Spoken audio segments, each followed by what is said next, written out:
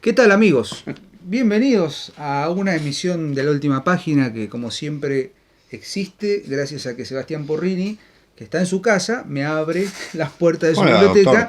y me permite entrar a grabar, ¿sí? Sin que Totalmente. cuando la esposa no está, obviamente. Obviamente, pues si no nos echa a los dos. Nos echa a los dos, Claro. básicamente, sí, de una Totalmente. humareda acá. Ujú. Así que bueno, les damos la bienvenida a una nueva emisión de La Última Página. Les agradecemos como siempre los comentarios, las suscripciones. Como saben, abajo siempre circula la información. Nosotros pertenecemos a una asociación mucho más grande, de unas 5.000 personas, que es la Asociación de Estudios Humanísticos. Bueno, no, Club de amigos por del ahí el bosque. número no es tan certero, no es tan Claro. cercano a la realidad. Bueno, seremos unas 10 personas, pero aquí estamos nuevamente en un programa de La Última Página. Felices, yo estoy feliz, Eva. Yo estoy feliz porque hemos superado ya los 2.000 suscriptores. Vamos por más, a fin de año creo que queremos llegar a los 3.000 y quien dice a los 5.000 y ahí tiramos la biblioteca por la Ya ventana. está. ¿Sí? Bueno, en fin. Bueno, claro. no sé, si su esposa me lo permite, ¿no? Claro, a mí seguro. Pero A usted seguro, sí, bueno. Así que bueno, les damos la bienvenida y hoy vamos a ir directo al grano porque no queremos perder tiempo. A ver, ¿cómo introducimos el tema, Seba? Mira, como decimos siempre, hacemos dos tipos de programas, Sí, ¿no? sí. Sobre un autor, Sí. sobre un escritor, un poeta, hago la diferencia, ¿no?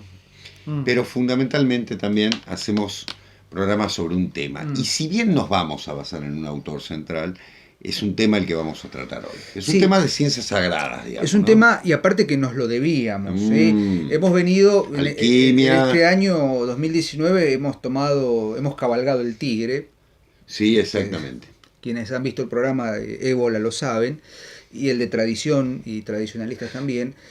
Vamos a meternos con un tema muy complejo, Sí. lleno de mitos mal entendidos, ¿no? No el mito como Sí. algo trascendente, sino habladurías, charlatanerías, Exactamente. que es la cábala. Ujú. ¿Mm? La cábala, la tradición cabalística, el origen, la verdad, la esencia de la cábala. A ver, seguramente más de un detractor va a decir, bueno, y estos tipos que no son judíos, Claro. que no son hebraístas, ¿qué pueden decirnos de la cábala? Bueno, nuestro interés en este programa es deslindar cuál es el sentido real del cabalismo, de la tradición cabalística, desde sus orígenes más profundos, y en mi caso particular, creo que compartís conmigo, se va desmitificar todo lo que circula en los anaqueles más importantes de ciertas librerías, de muchas librerías, bajo el nombre cábala. Claro. ¿Sí? Entonces, Tiene una cábala. tiene una cábala, es cabulero, no, esos son sandeces, ¿no? Para nuestros amigos de Latinoamérica, Sí. cabulero. Cabulero significa que es muy supersticioso, ¿no? Claro. Le fue bien en determinado partido de fútbol con una camiseta, entonces la va a usar en todos los Totalmente. partidos porque eso es su cábala. Se cayó en la calle y le juega al 56. Claro, es esa Claro. cosa cercana a la tradición medio popular de creer en ciertos talismanes, ¿no? Sí, que sí, son sí, sus exactamente. cábalas. No, la cábala es otra cosa. Así que vamos a empezar directamente con el tema.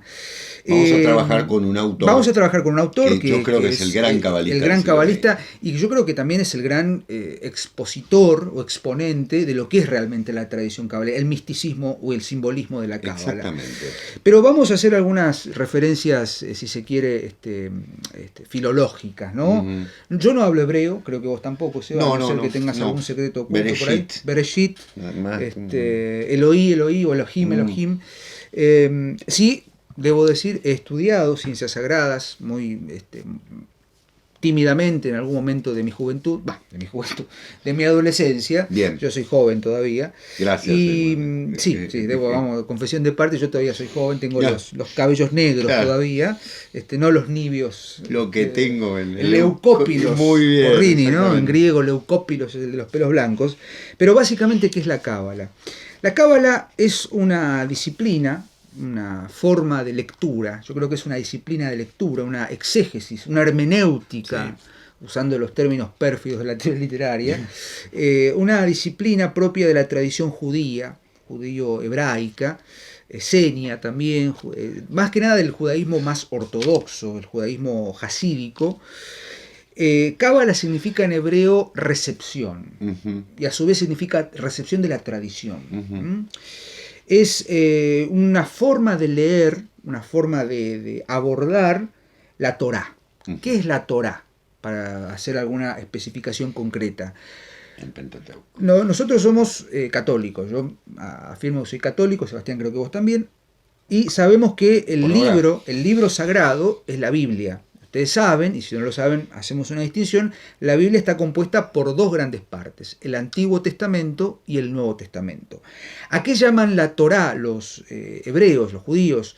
A los 5 primeros libros, el Pentateuco, claro, compuestos por el Génesis, el Éxodo, el Levítico, los Números y el Deuteronomio.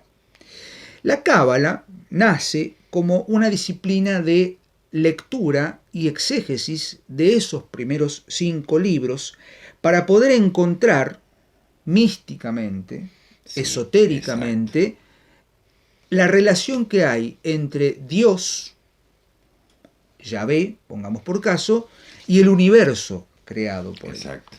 Entonces, todo lo que se considere como cabalístico es justamente una búsqueda de lectura, ¿sí?, de lectura profunda de esos 5 libros en una clave hermética en la que, leído correctamente con ciertos principios y ciertos códigos, se va a encontrar la verdad que digamos, enlaza el universo y al Dios creador de ese universo. Correcto.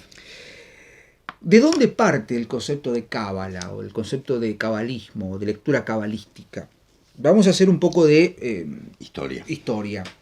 Inevitable. Allá por el siglo XII, siglo XIII, surgen algunos... yo voy a hacer una pequeña salvedad. Cabría aquí decir que hay una disciplina anterior al cabalismo que es el gnosticismo. Claro. Los gnósticos. Sobre el gnosticismo tendríamos que hacer un programa aparte. Totalmente. Pero bueno, los gnósticos buscaban una verdad primordial.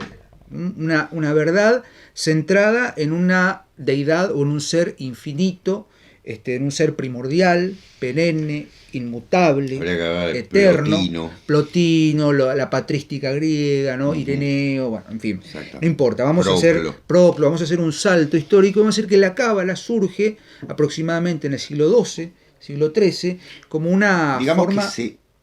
Perdón, Diego. No, por favor. Que se cristaliza, porque en realidad el proceso es muy anterior. Por supuesto. Es un proceso que viene del helenismo. ¿Ya?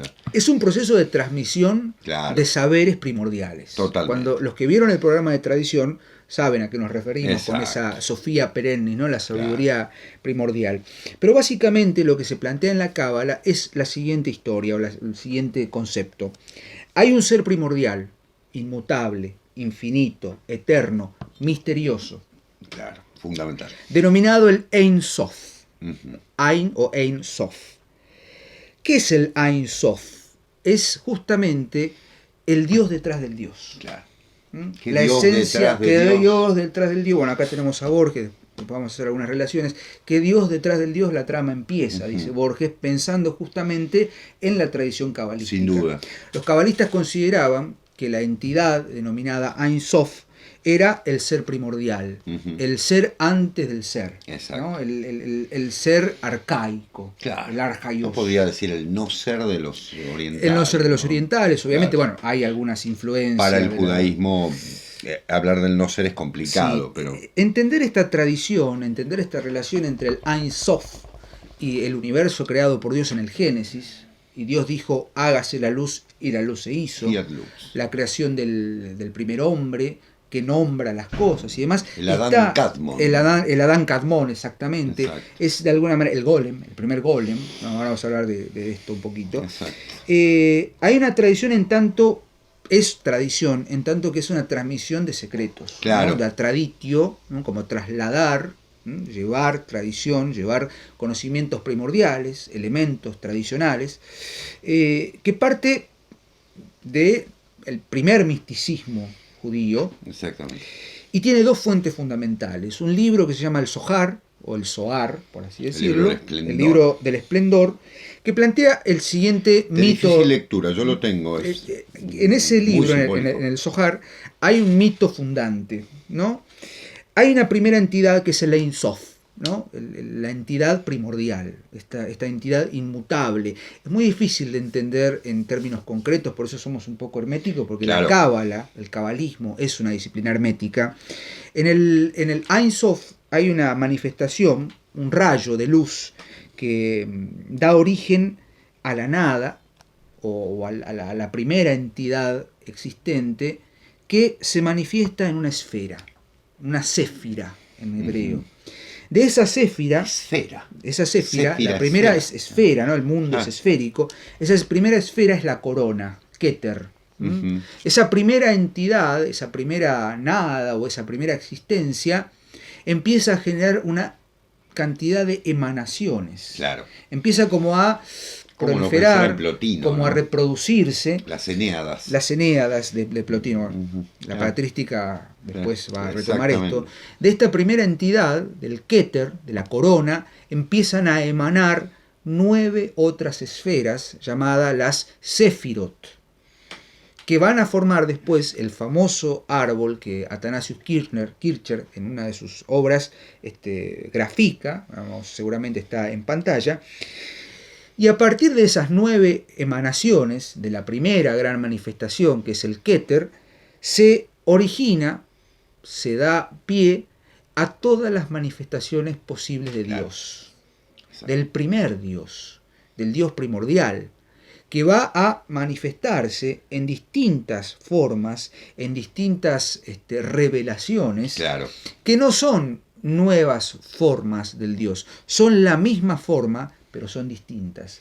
He ahí la complejidad de la Cábala. Claro. La Cábala es justamente una disciplina que busca leer estos 5 primeros libros, el Pentateuco, en esa clave. Es como si leyéramos, digamos, de una forma sagrada, las Escrituras, buscando de qué manera o de qué maneras, de qué formas se manifiesta Dios a través de las palabras, a través de las letras. El famoso árbol sefirótico, que tiene las 10 esferas, que forman a su vez un camino, ¿sí? Que es de formación, de iniciación, que es el árbol sefirótico, que va a dar después 32 vías para llegar a comprender el nombre de Dios, que es impronunciable, Yahvé, que es impronunciable, y a su vez las distintas manifestaciones de Dios. Los 99 nombres de Dios y el 100º que nunca se pronuncia. Nunca se pronuncia.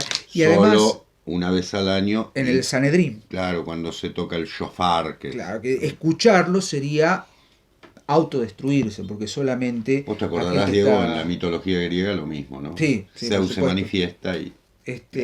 muy similar también en la mitología nórdica al poder de las runas. Claro, ¿no? Las runas son... claro. ¿Sí? ¿Cuál es el fundamento de la Cábala? Hay 22 letras en el alfabeto hebreo. Aleph, Bet, Gimel, y las 10 relaciones son las 10 relaciones son las 32. Claro. Podríamos decir que, de alguna manera, la Cábala es un problema de lenguaje. Bueno, sí, sin duda. Es un problema de lenguaje. Sin duda. Es una manifestación. El lenguaje fundante. Todo, en definitiva, gira alrededor de la manifestación de estas 22 letras del alfabeto hebreo. Totalmente. Y a su vez de estas 10 sefirot, o las 10 esferas que emanan de la primera, del Keter, de la corona, que de alguna manera justamente forman todas las manifestaciones posibles de Dios. Dios se manifiesta en la palabra. Bueno. En Arge e Injologos, Caijologos prostonteón, dice San Juan en el primer libro del Antiguo Testamento, ¿no? Perdón, del Nuevo Testamento, en el Evangelio de San Juan. Traducido por San Jerónimo como en el principio era el verbo. Y bueno. El logos es mucho más que el verbo. Sí. Pero digo, eso es la Cábala en principio. Pero yo no quiero extenderme mucho más. A modo de introducción creo que se entiende. Está excelente, ¿no? O no. Sí. Es muy hermético esto, pero la Cábala va por ese lado. Vamos va por una lectura exegética y hermética. Existen cursos de Cábala dictados por personas muy preparadas. Sí. Incluso en internet yo les recomiendo, hay rabinos preparados en este sentido, mucho más que nosotros. Pero hoy vamos a trabajar con alguien. Al gran cabalista, me parece que es Gershom Scholem. Gershom Scholem. Tenemos aquí uno de los libros de Gershom Scholem, que en realidad es de Diego, La Cábala y su simbolismo. Bien, librazo. Un libro espectacular que yo, gracias a Diego, lo pude leer porque siempre lo tenía fragmentado. Recomendado por Borges. Borges tiene, yo les recomiendo, perdón, porque hablábamos de Borges, ¿no? Borges tiene un ensayo, en realidad es una conferencia en el libro 7 noches, titulado La Cábala. La Cábala. Y dice que el simbolismo de la Cábala, o la Cábala y su simbolismo de Gershom Scholem, es el libro más esclarecedor. Totalmente, estoy de acuerdo. ¿Qué es la Cábala? Estoy de acuerdo. Bueno, vamos a empezar relacionando lo que decía Diego. Vos hablaste de mística. Les voy a dar una definición. Místico es aquel al que se ha concedido una expresión inmediata y sentida como real de la divinidad, de la realidad última, o bien aquel que cuando menos la busca conscientemente. Ya está, listo. Está ¿no? listo, hasta la semana que viene. Claro. Es decir, Gershom Scholem, a ver, ustedes quieren saber lo que es la Cábala, realmente yo recomiendo este libro, como lo hace Borges, como decía Diego, es una experiencia. Y esa experiencia tiene que ver con dos cosas. Yo voy a tratar de ser lo más resumido posible. Primero, la Torá no es un texto muerto, es un texto vivo. Es decir, está creando constantemente. Vos después tenés algo que decir sobre eso, Diego. Ahora va a venir. Es un texto vivo. La creación es constante. ¿Qué quiero decir con esto? Que el místico descubre dimensiones en el texto sagrado, que son dimensiones desde el punto de vista de lo, digamos así, simbólico, partiendo de lo simbólico, para llegar a una definición que tiene que ver fundamentalmente con una iluminación personal. Si el texto sagrado está vivo, quiere decir que esa lengua de 22 letras, que es el hebreo antiguo, tiene en sí, signado, cerrado en sí mismo, el secreto de Dios. Por eso los cabalistas hablan de la 23ª letra, o de los espacios en blanco. A ver qué es esto de los espacios en blanco. Todo texto, acá están las páginas de Diego, sus anotaciones, hay espacios en blanco. Entre palabra y palabra hay espacios en blanco. Dios ha revelado, Yahvé ha revelado a través de la Torá una fórmula de creación, pero entre los espacios en blancos falta algo. Eso es lo que la Cábala busca.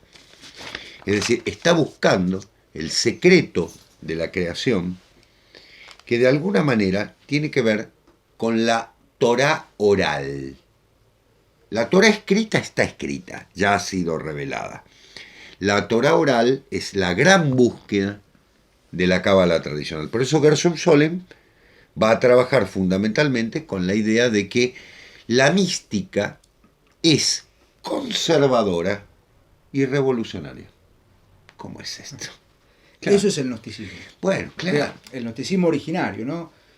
La búsqueda del dualismo gnóstico. Totalmente. Recomendamos el libro de García Bazán. El gnosticismo y su dualidad, la gnosis, el dualismo gnóstico y demás. Sí, señor. Esa dualidad, ¿no? Claro. Es decir, es conservador porque uno en un místico ve una actitud, lo dice Gershom Scholem, ves una actitud de contemplación del mundo, de recepción, de verdad, digamos así, de quedarnos quietos en un cierto pietismo, los hasidim que nombraste vos, ¿no? Los pietistas y demás, pero a la vez de enorme revolución, porque el místico va más allá de la institución. ¿Qué queremos decir con esto? ¿Y qué entiendo yo de lo que leí de Scholem en su momento y que me pareció estupendo? Que es que, a ver, por favor no entiendan mal lo que quiero decir. Hay ciertas personas que requerimos de una necesidad devocional. Está muy bien. De acuerdo con la fe, tocamos la Virgen, nos persignamos, los judíos que observan sus rituales, yo soy muy respetuoso en ese sentido. Y que forma parte de alguna manera de una, ¿cómo decirlo?, de una costumbre, ¿no? No quiero ser ofensivo, pero de una cierta cáscara que también nos une a la tradición. Pero hay algo más que tiene que ver con lo revolucionario, que justamente que Dios se ha manifestado, que la divinidad se ha manifestado, pero que hay algo que no se ha manifestado y que hay que buscar. Por eso a veces puede resultar terrible, puede resultar enormemente, ¿cómo decirlo?, contradictorio en relación con ciertas costumbres. ¿Sí? Por eso ciertas costumbres de la vida cotidiana, ligadas y demás, son necesarias para ciertos seres humanos, pero para otros no.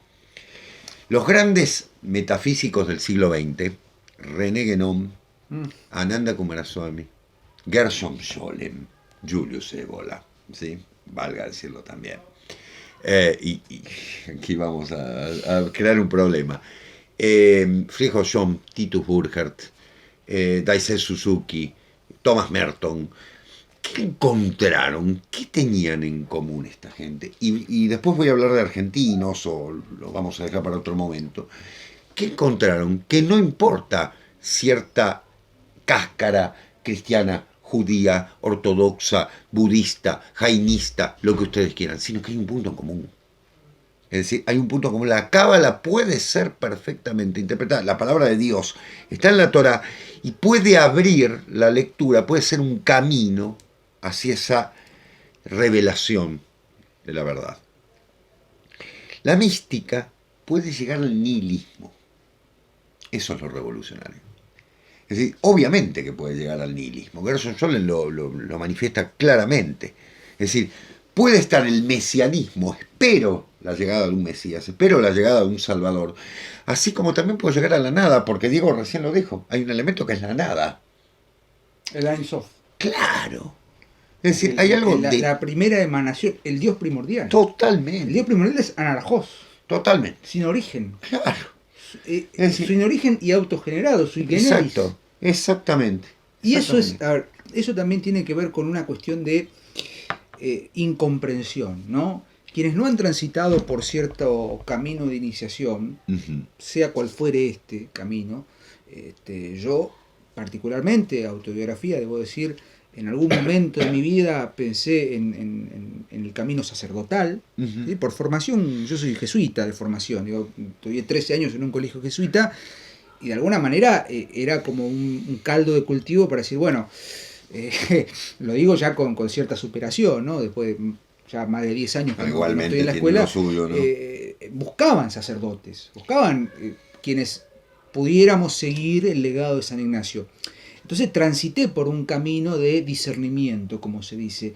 Quienes no han pasado por ese camino de fe, quizás no puedan comprender esto. No quiero ser, a ver, no los estoy menospreciando, por favor, no piensen esto.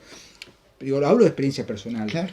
Hay algo innominable, el apeiron griego, lo inextricable, ¿no? lo inefable, que tiene que ver con algo que nos trasciende. El Dios primordial, el demiurgo, para los gnósticos, tiene que ver con esa condición de absoluto, inmutable, nihilista en su punto más profundo. Totalmente. Mira, Diego, yo, por si alguien se siente molesto con esto, le voy a aclarar una cosa. Yo tengo una formación totalmente distinta a la tuya. Yo estudié en escuela pública, vengo de una educación laica, más bien liberaloide, digamos así, ¿no es cierto? Claro.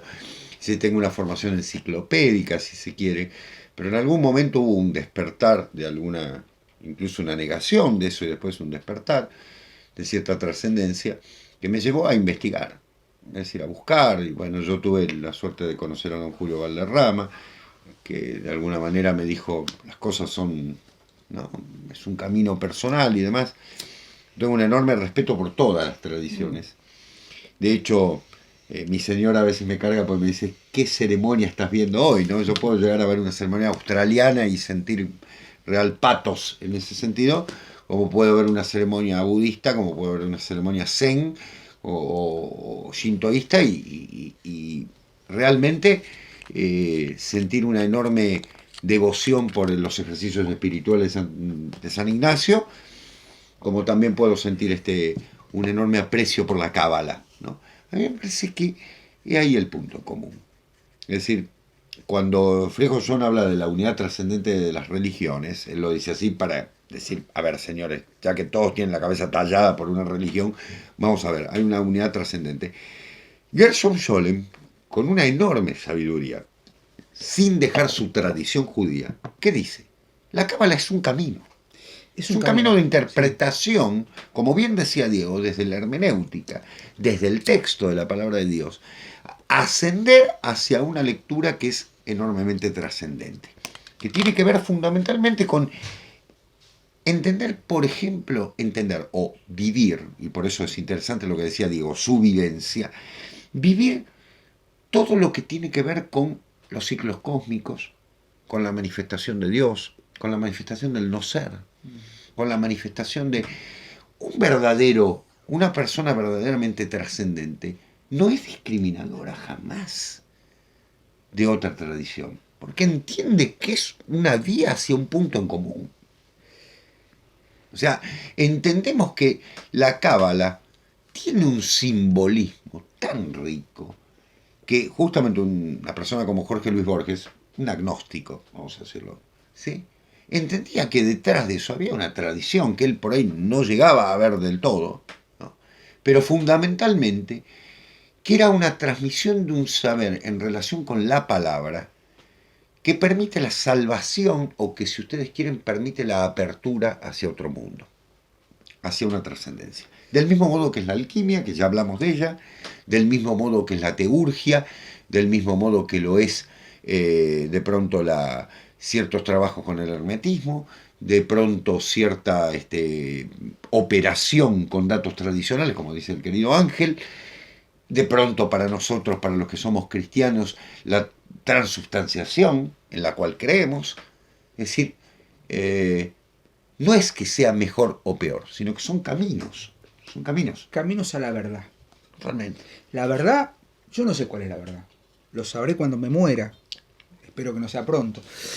Pero digo, el cabalismo, de alguna manera, el cabalismo en serio, ¿no? Totalmente. El cabalismo de verdad, no el cabalismo de librería barata. El cabalismo a lo Claudio María Domínguez, o al Feng Shui, o al, qué sé yo, al New Age, que está tan de moda últimamente, que es un falso camino, es un camino edulcorado, es un camino para las masas. Lo que en el programa de tradición vos hablabas muy bien de ocultismos falsos, ¿no? Claro. Que en definitiva son placebos. Son placebos, son falsas metafísicas, ¿no? Totalmente. Metafísica entendida como operación con datos tradicionales. Hay un origen inmutable, un origen innegable, un Big Bang, una explosión, una manifestación de energía que nosotros no podemos comprender. Y en ese sentido, la Cábala propone un camino por medio del lenguaje. Claro. ¿Sí? Como los espiritualistas franciscanos. A ver, en el siglo XIII, XIV se da el despertar del espiritualismo franciscano, que después va a dar, bueno, el nombre de la rosa refleja en algún sentido esto. Todo el espiritualismo de Joaquín de Fiore, que se ve en Dante, que también le hemos dedicado un programa, viene de la Cábala. Es decir, la Cábala es una tradición que no se puede negar en Occidente. No. Y está ligada a las mejores tradiciones, junto con la tradición islámica, está enraizada en la imagen de un Dios. Sí. Que, por supuesto, no quiero decir que sea el único camino, porque también se abarca al Dios irrepresentado, a las multiplicidades del ser. Al Dios detrás del Dios. Al Dios detrás Borges, del Dios. Porque Borges le dedica en su ensayo, en su conferencia titulado La Cábala, que está en el libro 7 Noches, que son 7 conferencias, y en la Cábala cita, que vos mencionabas anteriormente, cita a George Bernard Shaw, que dice literalmente, God is in the making. Dios se está haciendo. Qué maravilla. ¿Por qué? Porque en definitiva el concepto que tenemos de Dios, de Theos, es en realidad el resultado, siguiendo la tradición cabalística, el resultado de una emanación de 365 emanaciones que ha tenido. O sea, hay que leer, recomiendo fuertemente, que está en el tomo 3 de las obras completas publicadas por MC, la Cábala, entender que hay una primera emanación que es el En Sof, en el Keter, en la corona, en la primera Sefirot, que después se va manifestando en 9 Sefirot distintas, pero siempre es un camino a partir de la lengua y del lenguaje. Exacto. A partir de las 22 letras del alfabeto hebreo y las 10 manifestaciones o las 10 Sefirot, las 10 esferas que emanan. Son 10 formas distintas de Dios. Exacto. Que combinadas, transmutadas, sabiduría, poder, ciencia, etcétera, son distintas formas de entender el lenguaje de Dios. Adán, Adán Kadmon, o el Adán, es una manifestación de Dios, es un golem, es el primer golem, el mito del golem. Nombra. Es decir, le insufla la palabra. Exacto. ¿No? Y en el libro, el Sefer Yetzirah, que es uno de los libros que también fundamentan la Cábala, hay una frase, es decir, 32 caminos Dios ha grabado para entender el universo, que son las 22 letras del alfabeto hebreo y las 10 sefirot. Claro. Es decir, sacando todo el hermetismo ocultista que hay detrás de la Cábala, en definitiva es todo un ejercicio del nombrar las cosas que existen. Y ahí nos metemos en la filosofía nominalista, y ahí nos metemos también en un problema lingüístico. Cuando en el Génesis, o sea, no importa que seamos católicos o no, digo, compartimos con la tradición hebraica y judía los primeros 5 libros de la Torah. Yo los estudié profundamente cuando tenía 17, 16 años, en un seminario de ciencias sagradas que hice. Estudiamos el Pentateuco, la tradición yavista, la tradición de Dios, plantea que en el Génesis Dios creó el mundo a partir de la palabra. Y Dios dijo que se haga la luz, fiat lux, y la luz se hizo. Es la Cábala, en el fondo, es una profunda reflexión sobre la palabra, sobre el decir en tanto hacer. Y ahí, indefectiblemente, Seba, como siempre, volvemos al mito. Sí. El mito es el lenguaje primordial. Totalmente. ¿Sí? La mitología, amén de todas las distancias que podamos tomar, la mitología es, no quiero decir una barbaridad, no es cábala la mitología, pero es un trabajo sobre la palabra, sobre el decir. Cómo decir, como diría Alejandra Pizarnik, con palabras de este mundo, que vino un barco. Exactamente, que partió de mí un barco llevando. Partió un barco de mí llevando. Exactamente. Exacto, digo, porque eso es un poeta. Y mira, yo estaba buscando en mis apuntes, Scholem dice que en el fondo es una operación mística con el nombre de Dios. El nombre de Dios es el impronunciable. Tetragramaton. El Tetragramaton que Borges retoma en La muerte y la brújula, ¿no? Claro. Con Lonrod y Treviranus. Karlach, Treviranus, claro. y la Yidische Zeitung. Exacto. Digo, la Cábala es un camino de revelación. Revelar en tanto ahora mostrar. Yo debo decir una cosa.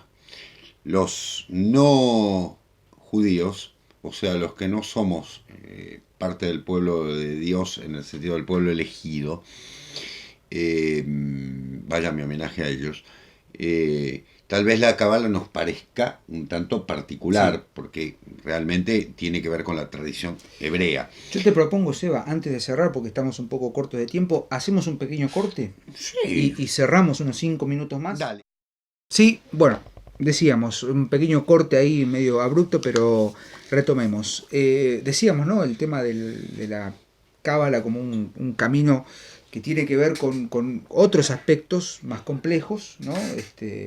No tanto como algo hermético, sino me parece la Cábala como un camino de iniciación a partir de la palabra, ¿no? Sí, sin duda, sin duda. Es decir, si bien no pertenecemos al pueblo elegido, como decíamos en algún momento, y puede parecer algo absolutamente, ¿cómo decirlo?, restringido, en ese sentido la Cábala es un camino perfectamente iniciático, perfectamente interpretativo, pero voy a decir también que está en todas las tradiciones. Sí. Es decir, también para el hinduismo, yo no puedo hacerme mañana hinduista, tampoco puedo entrar en ciertas tradiciones. El punto en común, que lo dice muy bien Gershom Scholem, está en relación con esa búsqueda. Valga decir que, por ejemplo, del mismo modo que fueron, ¿cómo decirlo?, revolucionarios, o como lo dijo Scholem más claramente, conservadores y revolucionarios a la vez, la Cábala los cabalistas tienen una búsqueda que institucionalmente puede ser peligrosa, pero a la vez es enormemente profunda. Del mismo modo que lo es el sufismo en la tradición islámica, ¿no?, como decíamos antes. Y fundamentar esto con la idea de que el camino no es un camino tanto individual, ¿cómo decirlo? En el sentido de que yo decido, yo busco, el yo un tanto hay que eliminarlo en ese sentido, ¿no?